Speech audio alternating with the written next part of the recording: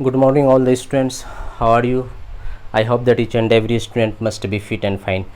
Dear student, before just going ahead, I would like to share one share, that is, ये फैज़ मसलहत है यूं ही होता है ज़माने में, ये फैज़ मसलहत है यूं ही होता है ज़माने में, यहाँ रहज़न को अमीर कारवां कहना ही पड़ता है.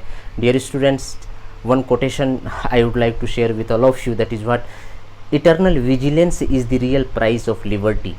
Eternal vigilance is the real price of liberty. Dear student, now let us come to the point. जैसा कि बच्चे, सारे बच्चों को मैंने अभी क्या चल रहा है हम लोगों का एसेंशियल्स ऑफ सेंटेंसेस चल रहा है. क्या चल रहा है? एसेंशियल्स ऑफ सेंटेंसेस चल रहा है, जिसमें हम subject, verb, object, direct object, indirect object पर बात कर चुके हैं. और लास्ट में हम लोगों का टॉपिक था रेस्ट, और ये बताया था मैंने रेस्ट कितने तरीके से, एक सेंटेंस में 5 तरीके से आइडेंटिफाई कर सकते हैं हम रेस्ट. कितने तरीके से? 5 तरीके से आइडेंटिफाई कर सकते हैं रेस्ट. पिछले वाले की वीडियो को आप सारे बच्चे देख लेना, उसमें 5 तरीके से हमने बता रखा है कि रेस्ट. तो आज बच्चे हम क्या करेंगे कि अभी जितना भी मतलब अभी हम लोग जितना subject, verb, object, direct object, indirect object, modified, rest जितना हम बता रखे हैं, आज उसका हिंदी वाक्य हम देते हैं. और आपको अंग्रेजी में इसको जितना भी हिंदी वाक्य दिया हुआ है, इसमें आपको आइडेंटिफाई करना है एक सेंटेंस का कौन भाग सब्जेक्ट है, वर्ब है, ऑब्जेक्ट है, रेस्ट है.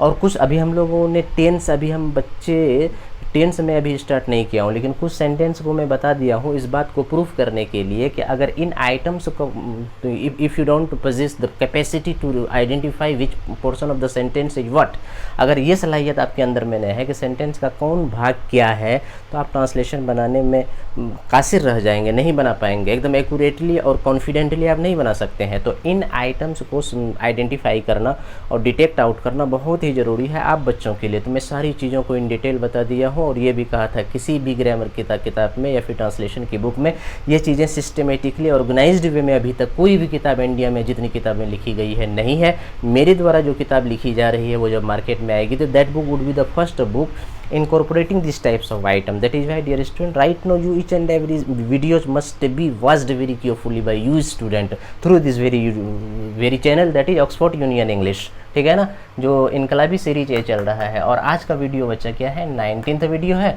और 18th वीडियो, यानी इससे पिछले वाले वीडियो में मैंने बता रखा था कि अगले वाले क्लास में यानी 19th क्लास में मैं एक टेस्ट लूँगा.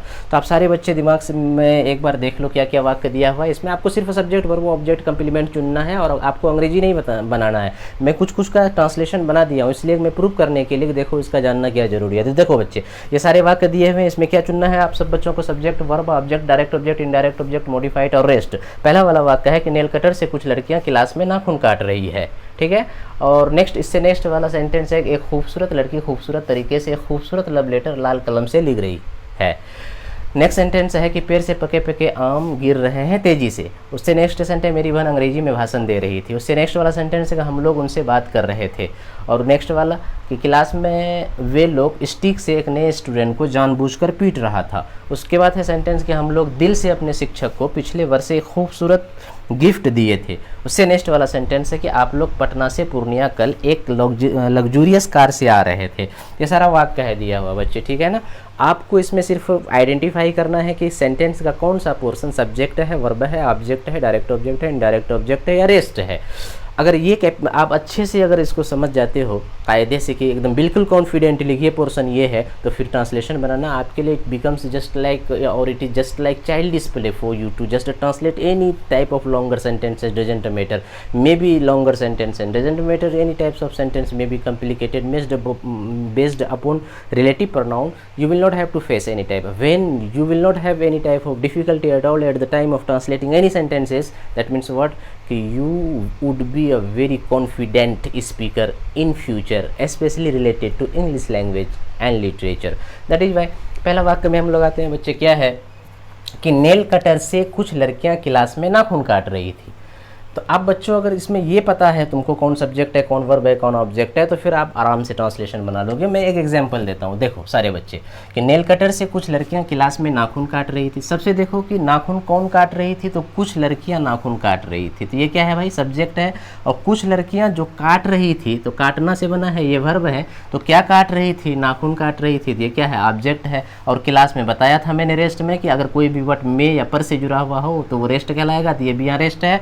और नेल कटर से, अब देखो यहाँ पर क्या बताए थे, कोई भी वर्ड अगर से जुड़ा हुआ हो और वो से टचिंग को बता रहा है तो नेल कटर को तो वो टच करेगा, ऐसे टच करेगा, फिर ऐसे यूं दाबेगा, फिर कटेगा। तो हमने बताया था कि पिछले वाले वीडियो गौर से देखना सारे बच्चे, मैं रिक्वेस्ट करता हूँ पर्सनली, नहीं तो ये बात समझ में नहीं आएगी। पिछले वाले वीडियो को देख लेना अच्छे से, यानी 18वां वीडियो को, तो ये सारी बातें एकदम बिल्कुल समझ में आ जाएगी आसानी से। तो नेल कटर से ये रेस्ट है, क्यों रेस्ट है, पिछले वाले वीडियो को आप कायदे से देख लोगे। तो अब जब इतनी बात हमको पता चल गया कि नेल कटर से कुछ लड़कियां क्लास में नाखून काट रही है, तो ये प्रेजेंट इम्परफेक्ट टेंस है। और प्रेजेंट इम्परफेक्ट का फॉर्मूला क्या होता है, subject plus is are am plus V4 plus object plus rest. तो सबसे पहले क्या होता है, सब्जेक्ट होता है। तो इस वाक्य में देखें गौर से, अगर सब्जेक्ट क्या है, कुछ लड़कियां, तो कुछ लड़कियां ये सब्जेक्ट है, तो सबसे पहले सब्जेक्ट देंगे। तो कुछ लड़कियां का अंग्रेजी क्या होता है, सम गर्ल्स, ये सम गर्ल्स।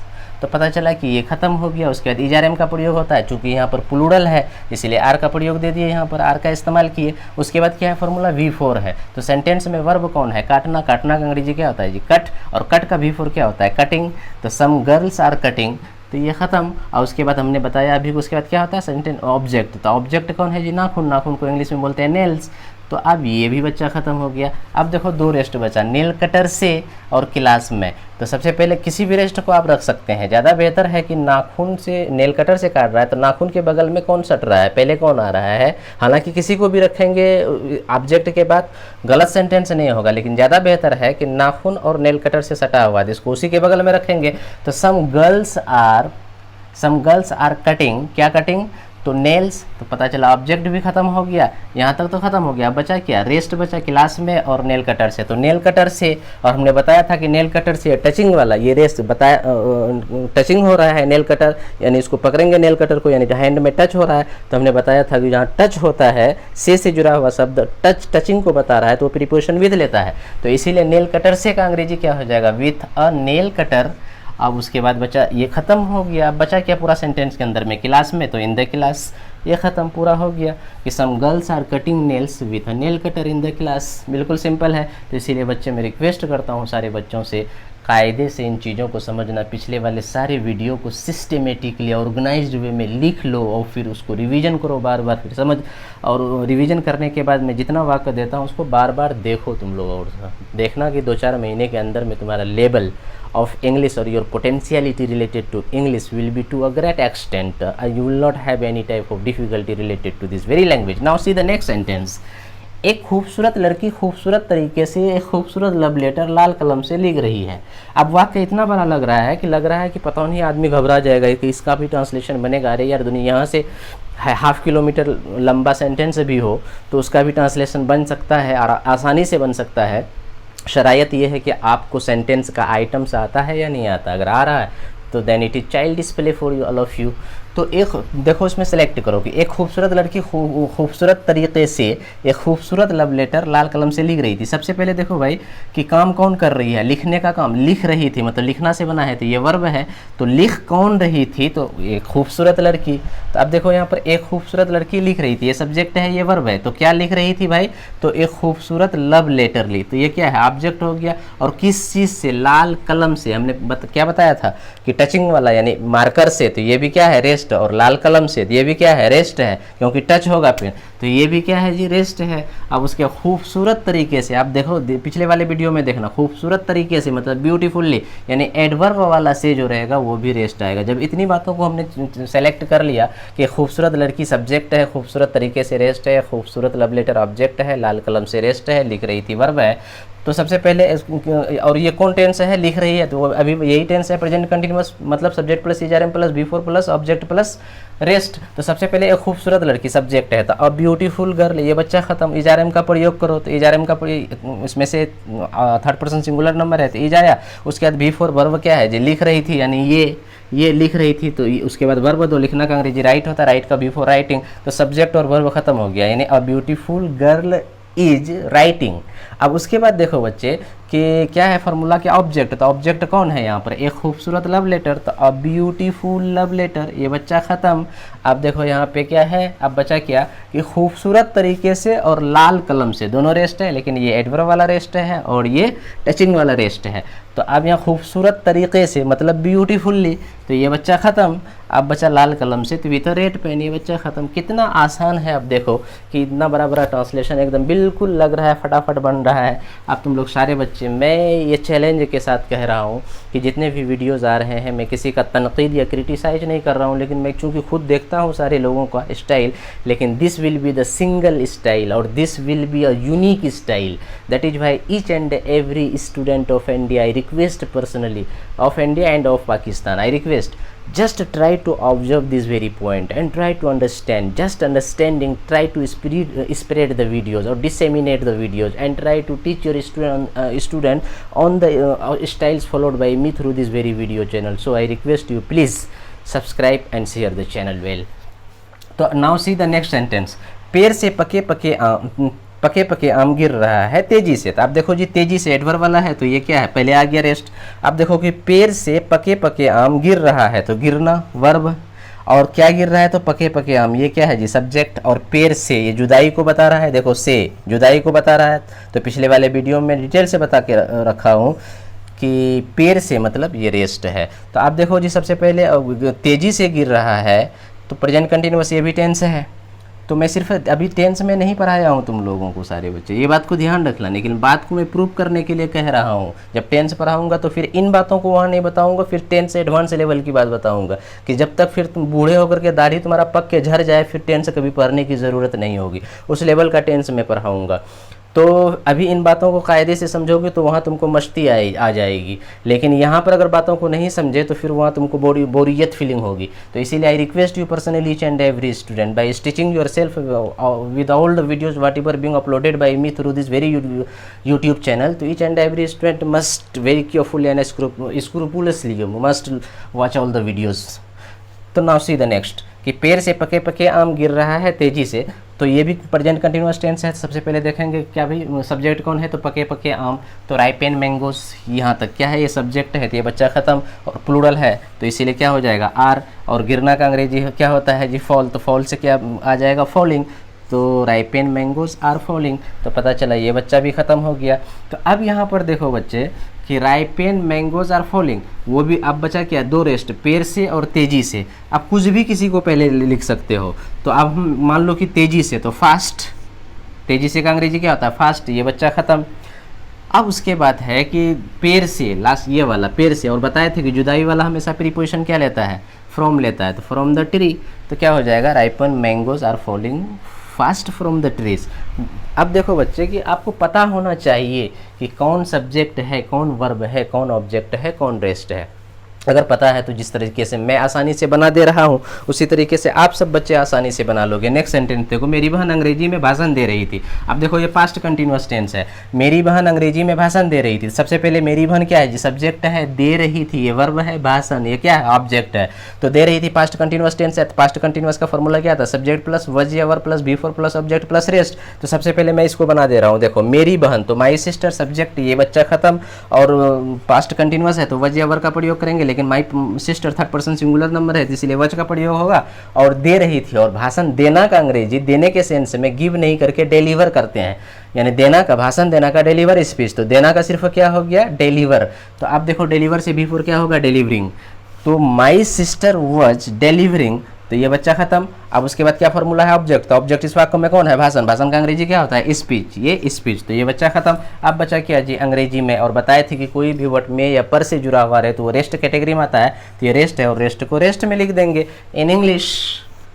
और इस रेस्ट को हम शुरू में भी लिख सकते हैं, लेकिन वहाँ पर फिर कोमा वो बताऊँगा मैं, जब टेंस पर आऊँगा तो वहाँ पर बताऊँगा कि कुछ रेस्ट ऐसे होते हैं जिसको आप शुरू में भी रख सकते हैं, तो अगर रखेंगे तो उसके लिए क्या शरायत हैं, क्या कंडीशंस हैं, मैं बताऊंगा।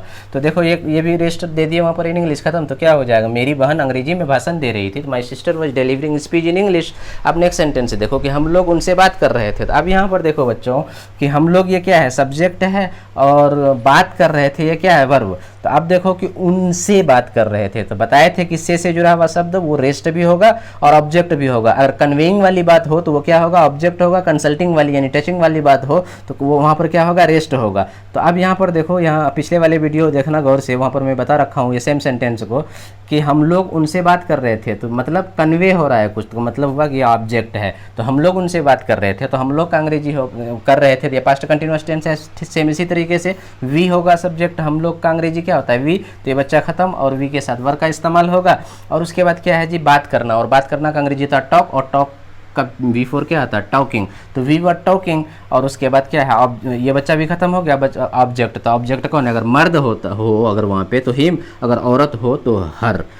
तो बस हो गया, we were talking to him, बस हो गया। और टॉक हमेशा याद रखना है कि प्रीपोजिशन क्या लेता है, टू लेता है। तो इस तरीके से हम लोग उनसे बात कर रहे थे, we were talking to him. आप देखो बच्चे कैसे एकदम अंग्रेजी बिल्कुल जब तुम बोलोगे, धीरे धीरे जब आदत तुम्हारी एक बार लग जाएगी गलती से भी ना, तो फिर अंग्रेजी तुम्हारे घर की लौंडी बन जाएगी, ठीक है। तो अब यहाँ पर देखो कि जैसे ये सेंटेंस है, हम लोग बात कर रहे थे उनसे, तो we were talking to him. अब इसी में लगा देंगे कि हम लोग बात कर रहे थे उनसे इस टॉपिक पर। तो पर आ गया तो फिर वो क्या हो जाएगा, रेस्ट हो जाएगा। तो इसी में क्या सटा देंगे कि we were talking to him on this topic. बोलेंगे हम लोग इस हॉट मुद्दे पर बात कर रहे थे उनसे या उन लोगों से। मान लो एक सेंटेंस है कि हम लोग उन लोगों के साथ बात कर रहे थे इस हॉट टॉपिक पर, तो we were talking to them on this hot topic. तो इस तरीके से सेंटेंस तुम खुद बनाने के लिए जान जाओगे। जब मैं थोड़ा थोड़ा यहाँ पर प्रैक्टिस करवाऊंगा, मैं इमेजिन करूँगा कि कोई एक बच्चा या फिर बहुत सारे स्टूडेंट मेरे सामने खड़ा है, मैं अंग्रेजी बोलूँगा, तो ठीक है, कन्वर्सेशनल इंग्लिश किस तरीके से आप फिर अच्छे से पहले इन बातों को समझ जाओ। मैं अभी कितना बताऊँ। तो अब नेक्स्ट वाला सेंटेंस देखो बच्चे की क्लास में वे लोग स्टिक से एक नए स्टूडेंट को जानबूझकर पीट रहा था। सबसे पहले पीट रहा था, ये क्या हो गया जी, वर्ब। और कौन पीट रहा था, तो यहाँ पर देखो कि वे लोग पीट रहे थे या पीट रहा था, तो ये सब्जेक्ट है। तो वे लोग जो पीट रहा था किनको, तो एक नए स्टूडेंट को, मतलब ऑब्जेक्ट है ये। और उसके बाद स्टिक से, देखो बच्चे स्टिक से मतलब टचिंग वाला हो रहा है, तो इसका मतलब ये रेस्ट है। और क्लास में बताए थे में या पर से जुड़ा हुआ शब्द, ये भी रेस्ट है। तो क्लास में भी रेस्ट, और वे लोग सब्जेक्ट, स्टिक से ये रेस्ट, एक नए स्टूडेंट को ऑब्जेक्ट। और जानबूझकर इंटेंशनली, हमने बताया था कि डेलिबरेटली या इंटेंशनली, यानी जब LY लग जाता है तो उसका मतलब क्या होता है जी, से। यहाँ पर जानबूझकर का इसमें कहीं ना कहीं से छिपा हुआ है कि जानबूझकर यानी जानते हुए, यानी हम इरादतन यानी इरादे से, जानबूझकर मतलब इरादे से, कहीं ना कहीं यहाँ पर से। तो एडवर की तरह ये ऐसा यहाँ पर कहीं ना कहीं से छिपा हुआ। और यहाँ पर ये जो व्यवहार कर रहा है सेंटेंस में ये वाला पार्ट, तो वो एडवर्ब की तरह है। तो पता ये चला कि एडवर्बियल रेस्ट हो गया वो। तो आप सबसे पहले देखो क्या है, पीट रहा था मतलब पास्ट कंटिन्यूअस टेंस है। खाली देखेंगे टेंस कौन है, हमने वर्ब फॉर्म को देख करके पता कर लेते हैं ये टेंस कौन है। तो पास्ट कंटिन्यूअस का फॉर्मूला हमने बताया, सब्जेक्ट प्लस वर्ब या प्लस बिफोर, उसके बाद ऑब्जेक्ट और उसके बाद रेस्ट। तो इस सेंटेंस में सबसे पहले देखेंगे सब्जेक्ट कौन है, वे लोग का अंग्रेजी क्या होता है जी, दे। ये बच्चा खत्म, और दे के साथ क्या लगेगा, वर लगेगा। और उसके बाद बिफोर, तो बिफोर वर्ब कौन है, पीटना का अंग्रेजी क्या होता है, बीट। और बीट का बिफोर क्या हो जाएगा, बीटिंग। तो क्या हो जाएगा कि दे वर बीटिंग। तो ये बच्चा भी खत्म। अब उसके बाद ऑब्जेक्ट, तो ऑब्जेक्ट देंगे यानी बिफोर के बाद ऑब्जेक्ट। तो ऑब्जेक्ट कौन है, एक नए स्टूडेंट को, तो क्या लिख देंगे जी, अ न्यू स्टूडेंट। तो ये बच्चा खत्म हो गया। तो आप देखो कि ये भी खत्म है, ये भी खत्म। अब देखो इसमें 3 रेस्ट आ गया कि क्लास में स्टिक से जानबूझ करके। तो आप अब देखो कि क्लास में स्टिक से, सबसे पहले कि they were beating a new student, ठीक है। तो जो पीट रहा था, तो किससे पीट रहा था, तो पहले इसको दो कि विथ अ स्टिक यानी स्टिक से। और कहाँ पर भाई, तो इन द क्लास में, तो इन द क्लास। अच्छा, किस इरादे से, तो जानबूझ करके मतलब इंटेंशनली। ये रेस्ट आ गया इंटेंशनली, देखो स्पेलिंग। INTENTIONALLY, intentionally. तो अब यहाँ पर एक बात को ध्यान रखना बच्चे, मैं एडवर्ब का इस्तेमाल एडवर्ब चैप्टर में बताऊंगा कि they were beating a new student. ऐसा भी हो सकता है कि ये इंटेंशनली को यहाँ पर हम इस्तेमाल कर सकते हैं कि they were beating a new student with a stick intentionally in the class, या फिर कि they were beating a new student with a stick in the class intentionally. तो इस तरीके से ये भी ख़त्म हो गया और जाकर के ये भी ख़त्म हो गया। अब तो आपको आइडेंटिफाइंग कैपेसिटी होनी चाहिए, यानी डिटेक्टिंग कैपेसिटी। डिटेक्टिंग कैपेसिटी मतलब you will have to find out the different parts of the given sentence, यानी एक दिया हुआ वाक्य में अलग अलग आइटम्स और पार्ट क्या है, कौन सब्जेक्ट, कौन वर्ब, कौन ऑब्जेक्ट। अगर तुम कर लेते हो, मैं किस आसानी इसके साथ वेरी इजीली मैं सोल्व करता जा रहा हूँ, तो एक वक्त ऐसा आएगा कि आप भी बिल्कुल, मैं बोलूँगा आप फिर उधर बोलोगे, मैं बोलूँगा हिंदी आप इंग्लिश बोलोगे, और ये कैपेसिटी जो दिन आ गई तो फिर अंग्रेजी बोलना कौन बड़ी बात है। आगे देखो, हम लोग दिल से अपने शिक्षक को पिछले वर्ष एक खूबसूरत गिफ्ट दिए थे। सबसे पहले जी दिए थे, ये क्या है, वर्ब है, और कौन दिया था, तो हम लोग, ठीक है जी। तो हम लोग क्या हो गया, सब्जेक्ट। तो दिल से अपने शिक्षक को पिछले वर्ष एक खूबसूरत गिफ्ट दिए थे, ठीक है ना जी। तो अब यहाँ पर देखो कि हम लोग जो दिए थे तो किन को, तो अपने शिक्षक को, ये भी ऑब्जेक्ट है, और एक खूबसूरत गिफ्ट ये भी ऑब्जेक्ट है। और पिछले वर्ष ये टाइम डिनोटिंग बताए थे, टाइम डिनोटिंग वाला जितना भी वर्ड आएगा ये रेस्ट के कैटेगरी में आएगा। तो अब यहाँ पर देखो ये सब्जेक्ट हुआ और अपने शिक्षक को ऑब्जेक्ट, और एक खूबसूरत गिफ्ट ये भी ऑब्जेक्ट, लेकिन ये कोई वस्तु को शो करता है तो ये क्या हो गया, डायरेक्ट ऑब्जेक्ट। और ये अपने शिक्षक जो है ये ऑब्जेक्ट है, लेकिन कैसा है, इनडायरेक्ट ऑब्जेक्ट। और दिल से बताए थे से, तो ये एडवर्ब की तरह काम कर रहा है, ये क्या हो गया जी, रेस्ट। अब यहाँ पर गौर से देखो बच्चे कि हम लोग दिए थे, अच्छा ये टेंस कौन आया, पास्ट इंडिफिनिट टेंस है, यानी सिंपल पास्ट टेंस है। और सिंपल पास्ट टेंस का स्ट्रक्चर क्या है, subject plus V2 plus object plus rest. तो सबसे पहले देखो यहाँ पे कि हम लोग दिए थे, तो सबसे पहले सब्जेक्ट, तो हम लोग का अंग्रेजी क्या है, वी, तो ये बच्चा खत्म। और दिए थे, देना मतलब गिव, और गिव का V2 क्या होता है, गेप, तो वी गेप। तो ये बच्चा खत्म हो गया। तो हम लोग जो दिए थे तो किया और किन को, तो वी गेप। अगर तुम इनडायरेक्ट को रखो या डायरेक्ट, किसी को रखो, अगर डायरेक्ट को पहले रखोगे इनडायरेक्ट को बाद में, तो प्रीपोजिशन बीच में टू आएगा, या फिर आप पहले इनडायरेक्ट को रख दो या फिर उसके बाद डायरेक्ट को रखो। अगर कोई बच्चा ये बोले कि नहीं सर इसमें इस वाक्य में पहले हम इनडायरेक्ट ऑब्जेक्ट को रखेंगे, तो आपको पता होना चाहिए कि कौन डायरेक्ट है कौन इनडायरेक्ट है, उसके बाद रेस्ट आएगा। तो पहले हम डायरेक्ट की बात अगर करें कि हम वी गेप, हम लोग दिए थे क्या, तो एक खूबसूरत गिफ्ट। तो एक खूबसूरत गिफ्ट का अंग्रेजी क्या होगा, अ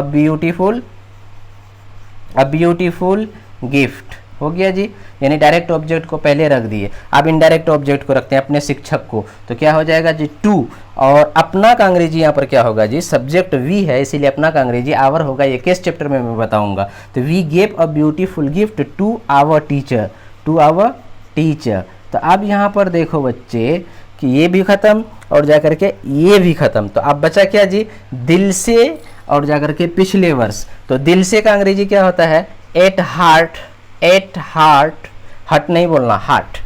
तो दिल से ये बच्चा भी खत्म। अब बचा पूरे वाक्य में क्या, पिछले वर्ष से सिर्फ, यानी ये वाला रेस्ट बचा। तो इसको लिख दो कि पिछले वर्ष मतलब लास्ट ईयर। कौन बड़ी बात है, कोई बड़ी, बहुत आसान चीज़ है। तो क्या हो जाएगा जी, हम लोग दिल से अपने शिक्षक को पिछले वर्ष एक खूबसूरत गिफ्ट दिए थे।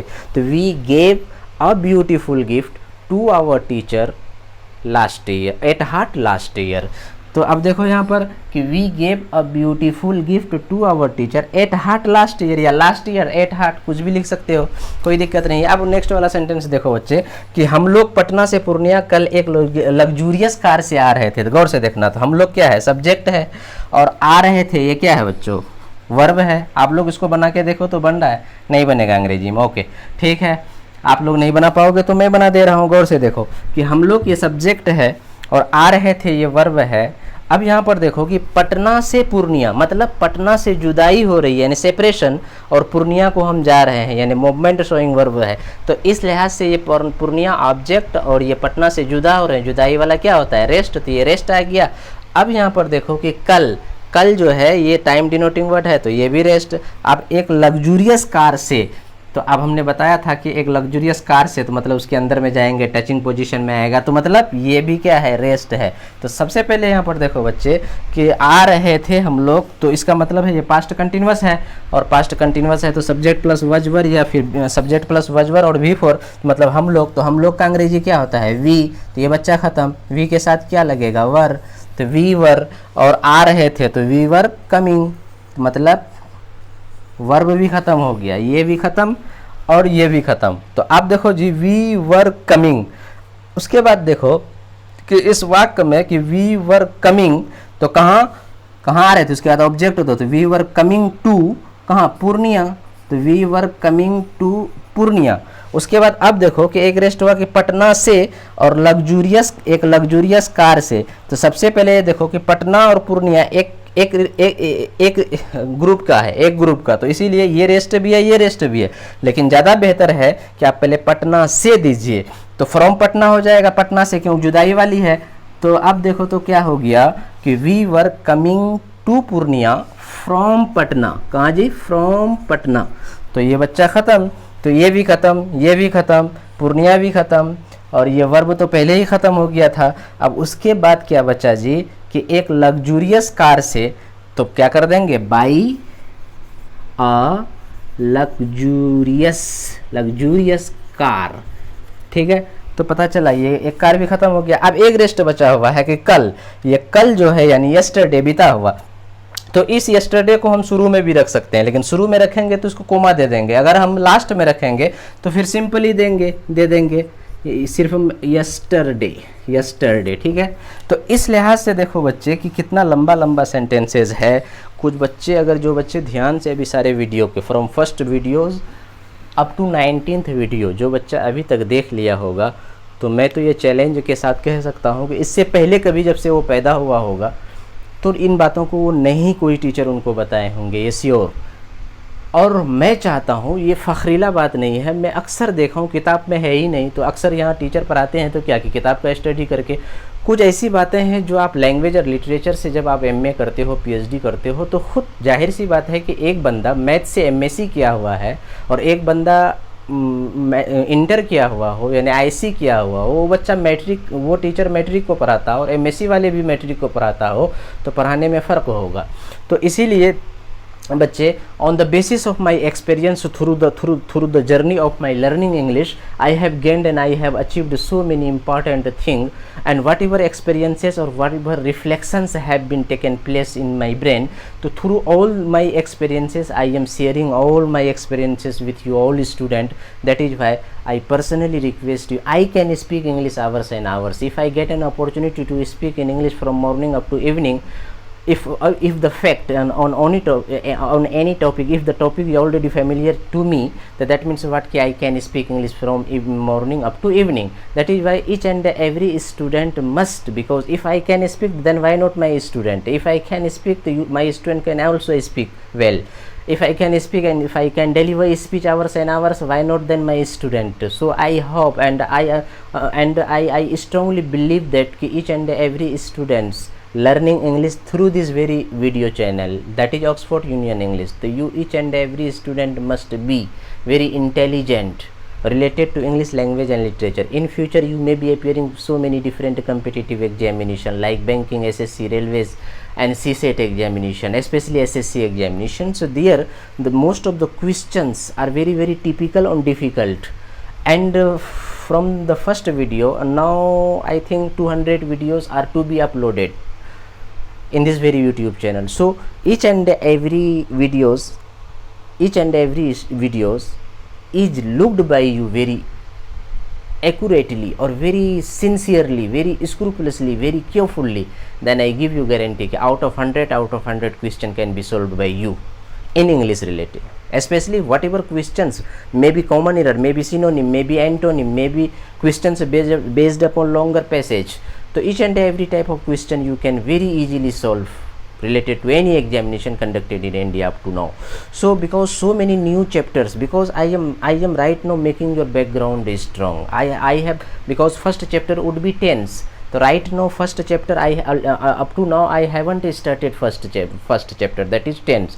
But before just teaching you tense, whatever videos are being uploaded, it is only for your background, and I want to make your background very very strong. And these all the videos are very very important, so each and every student must keep on watching these videos, and you must keep on sharing, and you must keep on just you each and every student, because APJ Abdul Kalam has said that what a beautiful heart is better than 1,000 beautiful faces. It means what? Ki supported again and again I am speaking that each and every student must spread this video, must share these very videos, must subscribe. It doesn't matter that I am only speaking. If you have good heart, if you have beautiful heart, that means what? Ki you can't help me directly, indirectly you can help me to what extent? Ki whatever videos are being uploaded by me and it is going to you, and after just watching this very video, you must, each and every student must take pledge, ek kasam khao ki these videos will be disseminated or will be spread by me, will be sent by me, will be shared by me hundreds of students, to hundreds of students. So each and every student will just take the responsibility to share this video to 100 students. That means what? Ki 100 students will take benefit only through the help of your, only you. This is also service, because it is said by Vivekanand that what? Ki service to man is service to God. That is why each and every student must earn good types of things, must earn good type of wishes.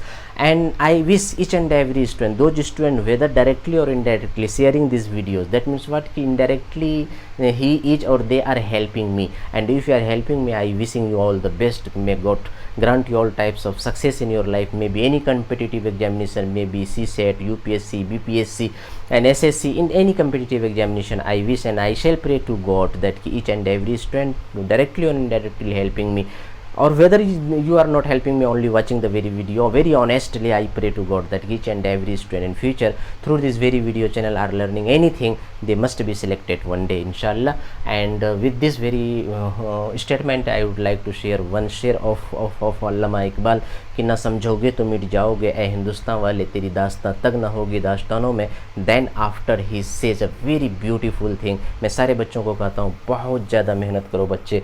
Lever never goes in when. मेहनत कभी किसी भी इंसान का, चाहे वो किसी भी कौम से ताल्लुक़ रखता हो या फिर किसी भी जाति से ताल्लुक़ रखता हो, we all are children of God. That is why कि ईच एंड किसी भी इंसान की मेहनत को अल्लाह तबारक ताला या फिर ऊपर वाला बनाने वाला गॉड द अलमाइटी गॉड कभी भी किसी की मेहनत को बर्बाद नहीं करता है. इसीलिए अंग्रेजी में कहावत बना कि लेवर नेवर गोज इन वेन. और इसी बात को जहन में रख करके बल्कि इंडिया का नहीं बल्कि पूरे दुनिया का एक मशहूर शायर जिसका नाम अल्लामा इकबाल, जिनका एक तराना है सारे जहाँ से अच्छा हिंदुस्तान हमारा, उन्हीं का ये शेर है. सारे बच्चों को मैं शेयर करना चाहता हूँ कि बहुत ज़्यादा मेहनत करो. कभी ऐसा मेहनत करोगे लगेगा मैं टूट रहा हूँ, अब बदन में ताकत नहीं है. लेकिन बच्चे याद रखना कि इल्म हासिल करने के लिए जितना तुम पिघलोगे एक दिन तुम उतना ख़तरनाक और कीमती हीरा बनोगे. इसीलिए अल्लामा इकबाल ने कहा कि तू बचा बचा के नरख इसे, तू बचा बचा के नरख इसे, कि तेरा आईना है वो आईना जो शिकस्ता हो तो अजीज़ तर है निगाह आईना शाज में. Thank you very much. Wishing you all the best. Thank you.